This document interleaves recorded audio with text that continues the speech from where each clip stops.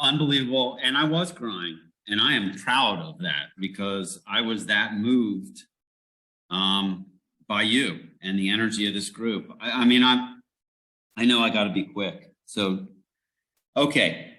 I had the opportunity to tune into and listen to Who You Know show podcast, right? That you were featured on about a year ago. You may or may not know this, but Scott McGregor arms the entire paddle with what we call binge so that we can do our level best to show you respect and any other guest respect and do a little deep dive into you. And you know I love you with our LinkedIn and all that stuff.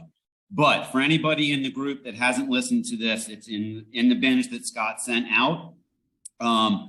The interview with Rachel on this podcast is like 25 minutes of absolute gold. So one part of it, Rachel, you had referenced, I'm not a very religious person. I'm very spiritual, but there's one scripture, for whatever reason, Jeremiah 29:11 has stuck with me like my entire life, for my entire adulthood. You referenced in this podcast, Jeremiah 29, I wrote it down somewhere, and 1:5, Jeremiah 1:5. Mm-hmm. And the significance of me and meaning that to you. And if you could share that with me and us, I would appreciate that greatly. Oh, Doug, thanks for your energy and enthusiasm and everything and all. I love interacting with you on LinkedIn. It's so good to talk to you here.